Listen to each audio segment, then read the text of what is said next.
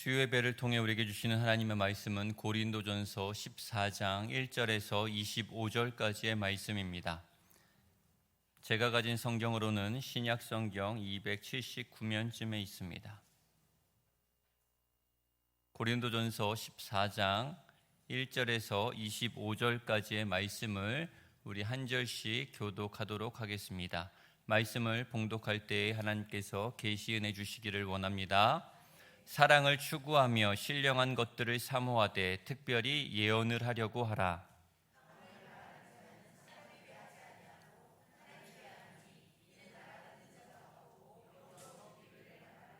그러나 예언하는 자는 사람에게 말하여 덕을 세우며 권면하며 위로하는 것이요,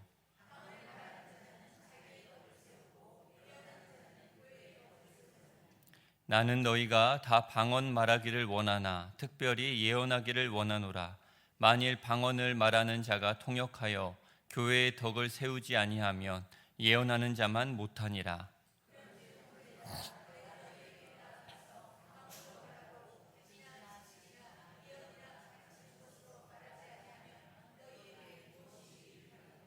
혹 필이나 검은고와 같이 생명 없는 것이 소리를 낼 때에 그 음의 분별을 나타내지 아니하면 필이 부는 것인지 검은고 타는 것인지 어찌 알게 되리요.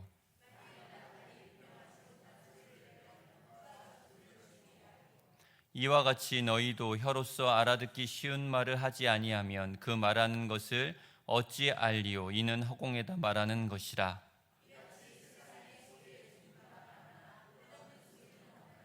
그러므로 내가 그 소리의 뜻을 알지 못하면 내가 말하는 자에게 외국인이 되고 말하는 자도 내게 외국인이 되리니,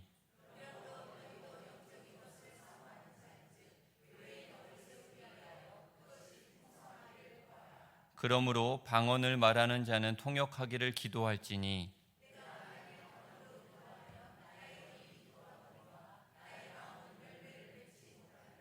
그러면 어떻게 할까? 내가 영으로 기도하고 또 마음으로 기도하며 내가 영으로 찬송하고 또 마음으로 찬송하리라.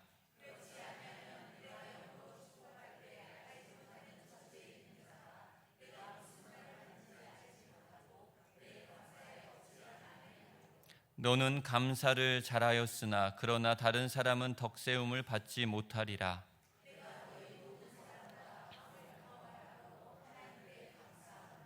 그러나 교회에서 내가 남을 가르치기 위하여 깨달은 마음으로 5마디 말을 하는 것이 1만마디 방언으로 말하는 것보다 나으니라.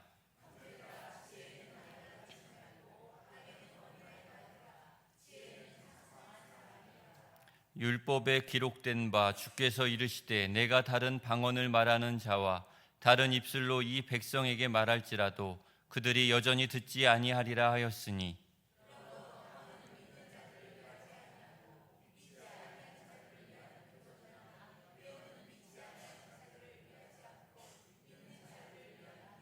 그러므로 온 교회가 함께 모여 다 방언으로 말하며 알지 못하는 자들이나 믿지 아니하는 자들이 들어와서 너희를 미쳤다 하지 아니하겠느냐.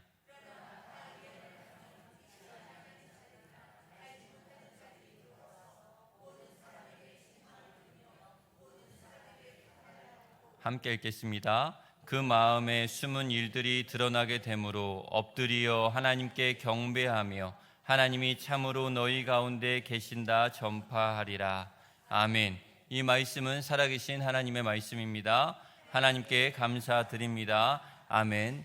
교회의 덕을 세우는 길이라는 제목으로 하나님 말씀 전하도록 하겠습니다.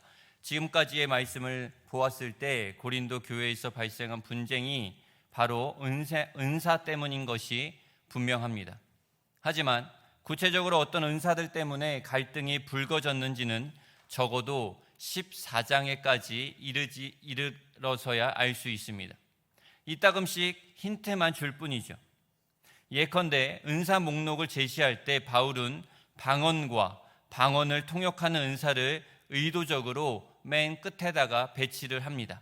이것은 그 유명한 사랑장인 13장에 와서도 방언 은사를 맨 먼저 거론하고 그 다음에 예언 은사를 언급한 것에서 또 한 차례 암시를 줍니다. 그런데도 실질적으로 어떤 은사들 때문에 다툼이 일어났는가에 13장에 와서야 확실히 밝혀지죠. 이런 이유로 은사 문제의 고린도 교회의 구체적 분쟁 상황은 12장에서 14장까지 전체를 다 읽어야만 알 수 있습니다. 특별히 14장을 면밀히 검토한 뒤에 12장, 13장을 거꾸로 읽어 나갈 때에만 확실하게 그 전모를 밝혀낼 수 있습니다. 바울은 12장 막바지에 한 몸을 이루는 다양한 지체들의 비유를 들어서 은사와 직분과 사역의 다양성을 옹호하면서 교인들 간의 상호 존중과 유기적 통일성과 조화를 강조했습니다. 다양성 안에서의 통일성을 변증한 바울은 12장 맨 끝절 31절에서 12장부터 14장 전체를 관통하는 매우 중요한 주제를 말씀합니다. 12장 31절 말씀입니다. 그러나 여러분은 더 큰 은사를 열심히 구하십시오. 이제 내가 가장 좋은 길을 여러분에게 보여드리도록 하겠습니다. 전반부에서 말씀하는 더 큰 은사들은 무엇이며 후반부에 가장 좋은 길이 무엇인지는 12장부터 14장까지 전체를 다 읽어봐야 알 수 있습니다. 바울이 언급한 더 큰 은사들은 14장의 핵심 주제인 예언의 은사입니다. 그리고 후반부의 가장 좋은 길은 13장의 주제인 사랑입니다. 그러기에 사랑은 방언이나 예언과 같은 은사들 가운데 하나가 아니라 이 은사들을 올바르게 사용할 수 있는 근본 방법을 제시하는 길입니다. 13장이 가장 좋은 길인 사랑을 제시했다면 14장은 고린도 교인들이 가장 높이 평가하는 방언보다 더 큰 은사가 어떤 것인지를, 특히 방언과 예언을 비교 대조함으로써 논증하고 있지요. 두 은사를 비교할 때 바울이 중시하는 평가 기준이 있습니다.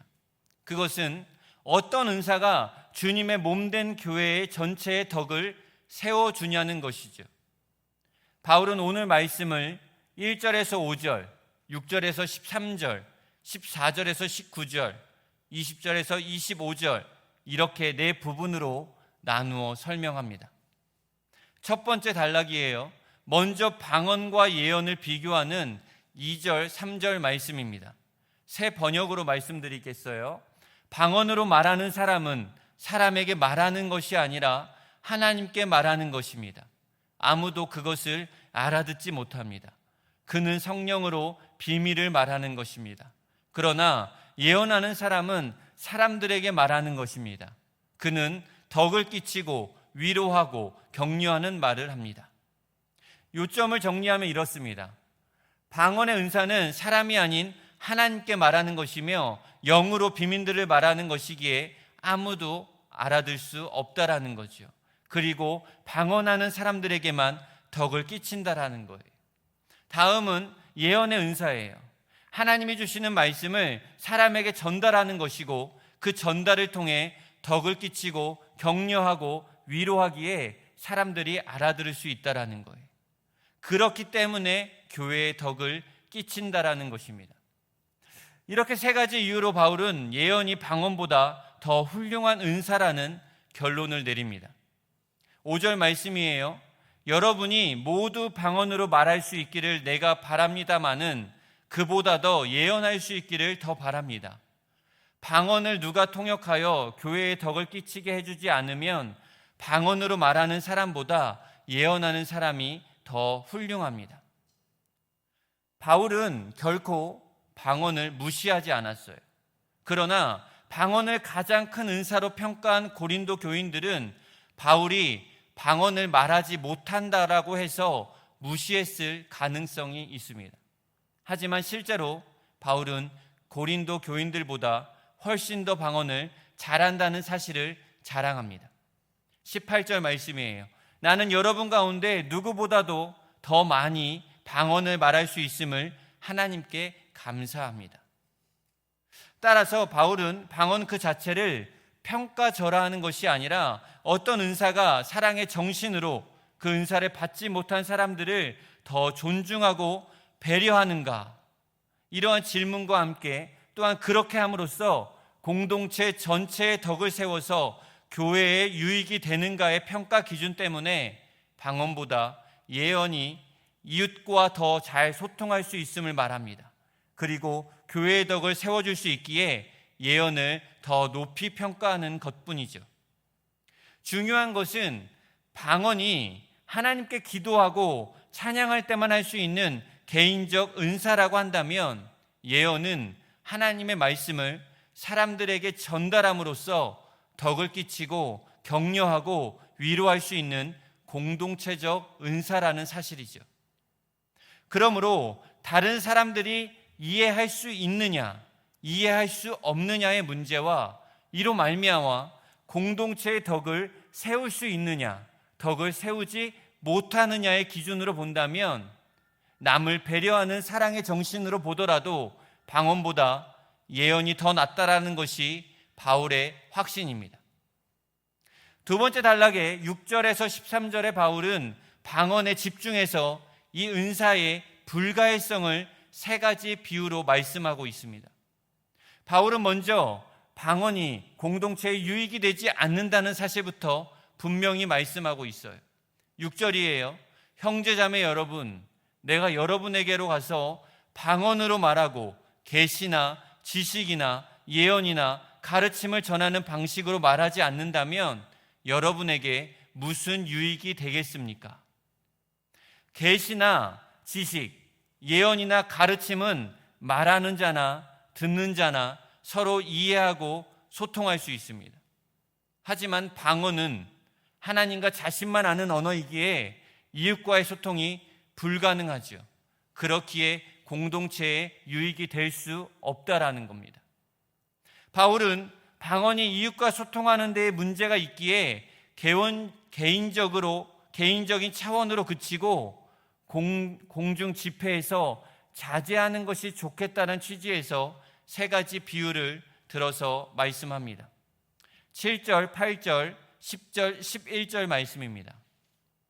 필이나 검은고와 같이 생명이 없는 악기도 각각 음색이 다른 소리로 내지 않으면 피리를 부는 것인지 수금을 타는 것인지 어떻게 알 수 있겠습니까? 또 나팔이 분명하지 않은 소리를 내면 누가 전투를 준비하겠습니까? 이 세상에는 수많은 종류의 말이 있습니다. 그러나 뜻이 없는 말은 하나도 없습니다. 내가 그 말의 뜻을 알지 못하면 나는 그 말을 하는 사람에게 딴 세상 사람이 되고 그도 나에게 딴 세상 사람이 될 것입니다. 7절은 악기의 비유예요. 관현악기든 현악기든 악기는 비인격체적인 사물에 불과하지만 곡조에 따라 연주하지 않으면 울리는 징이나 요란한 꽹과리처럼 소음만 요란하고 의미가 전달되지 않는 불협화음이 되고 말지요. 피리는 피리대로, 검은고는 검은고대로 고유한 음을 따라서 연주할 때 피리와 검은고가 어떻게 다른지 식별할 수 있습니다. 8절은 전투용 나팔 비유예요. 전투할 때 신호용으로 사용되는 나팔 역시 각각 다르게 나팔을 불어서 공격과 퇴각을 알려주어야 군인들이 알아들을 수 있습니다. 그래야지만이 일사불란하게 움직일 수 있지요. 생명이 없는 악기들도 소리만 내서 안 되고 일정한 의미와 메시지를 전달해야만 한다면 10절, 11절의 말씀처럼 사람이 쓰는 언어는 두말할 필요가 없겠지요. 외국어를 전혀 못 알아듣는 사람에게 중간에 통역이 없이 외국어를 말한다면 상대방은 윙윙거리는 소리만 들을 뿐 뜻은 알 수 없습니다. 이내 소외감을 느낄 수밖에 없지요. 공중집회 시간에 말하는 방언도 이와 똑같습니다. 9절 말씀이에요. 이와 같이 여러분도 방언을 사용하기 때문에 분명한 말을 하지 않는다면 그 말이 무슨 뜻인지 남이 어떻게 알겠습니까? 결국 여러분은 허공에다 대고 말하는 셈이 될 것입니다. 방언은 이성으로 뜻을 파악할 수 없는 말을 하기에 다른 사람들이 알아들을 수 없습니다. 그래서 결국 방언을 못하는 사람들을 공중 예배 자리에서 소외시키게 되는 것이죠. 이런 이유로 바울은 공동체 전체의 덕을 세우고 유익을 끼칠 수 있는 은사를 구하라라고 권면하는 것이죠. 12절 13절 말씀이에요. 이와 같이 여러분도 성령의 은사를 갈구하는 사람들이니 교회에 덕을 끼치도록 그 은사를 더욱 넘치게 받기를 힘쓰십시오. 그러므로 방언으로 말하는 사람은 그것을 통역할 수 있기를 기도하십시오. 바울이 말하거니와 같이 교회에 덕을 끼치는 은사를 구하는 것이 중요한데, 이것이 이해 가능성과 직결된다면 어떤 은사를 말하는 것일까요?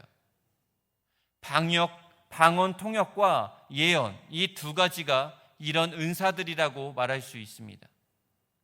바울은 세 번째 단락인 14절에서 19절까지의 방언이 영적인 것과 동시에 이성적인 것을 다 갖추지 못한 은사이기 때문에 사적으로 기도하고 찬송하고 축복할 때만 사용하는 것이 좋겠다라는 의견을 말하고 있습니다. 14절 15절 말씀이에요. 내가 방언으로 기도하면 내 영은 기도하지만 내 마음은 아무런 열매를 얻지 못합니다. 그렇다면 어떻게 해야 하겠습니까? 나는 영으로 기도하고 또 깨친 마음으로도 기도하겠습니다. 나는 영으로 찬미하고 또 깨친 마음으로도 찬미하겠습니다. 이어서 16절 17절입니다. 그렇지 않고 그대가 영으로만 감사를 드리면 간 믿음 시작한 사람은 그것이 무슨 뜻인지를 알아듣지 못하므로 어떻게 그 감사 기도에 아멘하고 말할 수 있겠습니까? 그대가 훌륭하게 감사 기도를 드린다고 해도 다른 사람에게는 덕이 되지 않습니다. 바울이 말하는 영과 마음은 가해성, 즉 이해할 수 있다라, 이성적으로 풀이할 수 있다라는 걸 얘기하는 거예요. 방언은 하나님께 드린 신비한 기도이기에 영적인 현상으로 이성적으로 풀어내어 전달하기가 어렵겠죠. 그러나 방언을 통역하고 예언하는 것은 신비한 영과 이해 가능한 이성이 함께 작동하기에 하나님과 사람들에게 다 전달될 수 있습니다. 따라서 방언과 같이 이성이 동반되지 않는 영적인 현상은 개인 기도나 찬양할 때만 쓰는 것이 좋고, 공중집회 시간에는 영과 이성이 다 작동해서 모든 사람이 다 이해할 수 있는 방언 통역이나 예언 은사를 쓰는 것이 좋다라고 말하는 거예요. 이런 맥락에서 바울은 자신이 고린도 교인들을 비롯한 누구보다도 방언을 더 잘할 수 있음에도 영과 이성으로 이웃과 소통하고 공동체 전체의 선익을 구하기 위해서 공중 예배에서는 방언 사용을 자제하겠다라는 의지를 보이는 것입니다. 19절 말씀이에요. 그러나 나는 방언으로 만마디 말을 하기보다도 다른 사람을 가르치기 위하여 나의 깨친 마음으로 교회에서 5마디 말을 하기를 원합니다. 방언은 이성으로 이해되지 않는 영적인 현상인데, 하나님만이 알아들을 수 있는 방언 만마디를 하는 것보다 다른 사람들과 소통해서 가르칠 수 있는 이성의 말 5마디를 하겠다라고 고백합니다. 여기에서 만마디라는 헬라어는 형용사로 헬라어로 셈을 할 수 있는 가장 큰 단위를 의미합니다. 그래서 헤아릴 수 없는으로 번역하면 좋습니다. 알아들을 수 없는 방언을 무수히 말하는 것보다 알아들을 수 있는 이성적인 말 몇 마디를 해서 듣는 사람에게 영적이고 인격적인 감화를 주어서 깨우치는 쪽을 선택하겠다라는 것이죠. 무분별한 은사주의나 영성 신비주의보다 영과 이성이 합해진 상태에서 다른 사람들을 이해시켜 바로 가르치고 교회의 덕을 세워서 공동체에 선익을 끼치는 편을 택하겠다라는 것이 바울의 소신입니다. 바울의 이러한 합리적인 의지를 놓고 본다면 방언보다는 방언 통역과 예언 은사가 이웃과 소통할 수 있고 바로 깨우치고 공동체의 덕을 세울 수 있는 대표적인 은사들이라고 할 수 있는 것이죠. 20절에서 25절의 네 번째 마지막 단락은 방언과 예언이 이것을 듣는 사람들에게 어떤 영향을 미치는가에 대해서 설명하고 있어요. 교회 안에 있는 성도와 밖에 있는 불신자를 막론하고 두 은사가 어떤 효과를 가지고 오는지를 따져보기 전에 바울은 20절을 통해 고린도 교인들에게 성숙한 태도를 요청합니다. 20절 말씀이에요. 형제자매 여러분, 생각하는 데는 아이가 되지 마십시오. 악에는 아이가 되고 생각하는 데는 어른이 되십시오. 고린도 교인들이 생각하는데 어린아이 같다라고 하는 것은 방언에 집착한다라는 거예요. 그것을 비판하는 것이죠. 어린아이와 같이 미숙하고 철이 없으려면 악에서나 그러할 일이지 이성으로 사고하는 데에는 성숙한 어른처럼 되어야 한다라고 충고합니다. 바울은 이사야 28장 11절 12절을 인용하면서 방언과 예언이 두 은사를 청중에게 어떤 영향을 미치는가를 설명하고 있어요. 22절에서 24절까지의 말씀이에요. 그러므로 방언은 신자들에게 주는 표징이 아니라 불신자들에게 주는 표징이고, 예언은 불신자들에게 주는 것이 아니라 신자들에게 주는 것입니다. 온 교회가 한자리에 모여서 모두가 방언으로 말하고 있으면 간 믿기 시작한 사람이나 믿지 않는 사람이 들어와서 듣고 여러분을 미쳤다고 하지 않겠습니까? 그러나 모두가 예언을 말하고 있으면 간 믿기 시작한 사람이나 믿지 않는 사람들이 들어와서 듣고 그 모두에게 질책을 받고 심판을 받아서. 바울의 주장에 따르면 불신자들은 신비한 계시의 은사를 받을 수 없기에 방언은 불신자들에게 하나님의 신비를 일깨워주는 표징이 됩니다. 이와 달리 예언은 성도나 불신자를 바로 깨우쳐서 교회의 덕을 세울 수 있기에 기본적으로 교회 안의 성도들을 위한 표징이죠. 특별히 예언의 기능상 말씀을 듣고 회개하고 회심할 수 있는 대상은 성도들뿐만 아니라 구원에 대한 관심을 가졌으나 아직 기독교 신앙에 대해 잘 알지 못하는 자들까지 포함합니다. 바울이 어떤 그룹의 사람을 지칭하는지는 정확히 알 수 없습니다. 하지만 아직 기독교의 구원과 진리에 대해서 잘 알지 못하는 사람들, 그리하여 은사를 잘 모르는 사람들을 지칭하는 용어라고 볼 수 있습니다. 한 가지 좋은 방안으로 믿는 배우자를 따라 교회에 나오지만 아직 신앙에 입문하지 않은 사람들을 말하는 것으로 보면 좋습니다.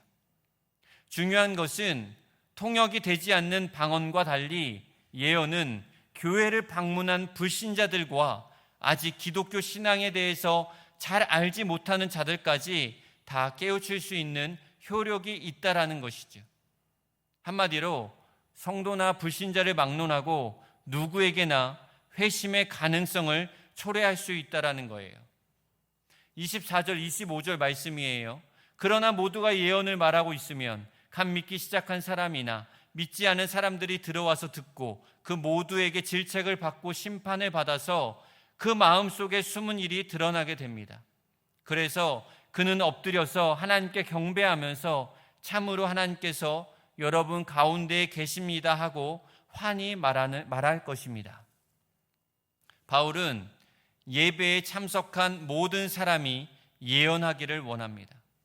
예언은 하나의 설교요, 선포로서 심판과 책망의 기능을 갖기에 성도나 불신자를 막론하고 예언의 말씀을 들을 때에 양심에 찔려서 숨은 죄를 회개하고 복음으로 회심할 수 있습니다.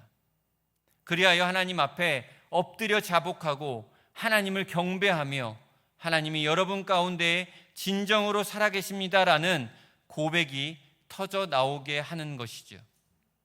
예언은 하나님이 주시는 말씀을 가감없이 전달함으로써 최종적으로 불신자에게 신자의 살아계신 하나님을 입증할 수 있기에 기본적으로 신자들을 위한 표징이 되는 것입니다.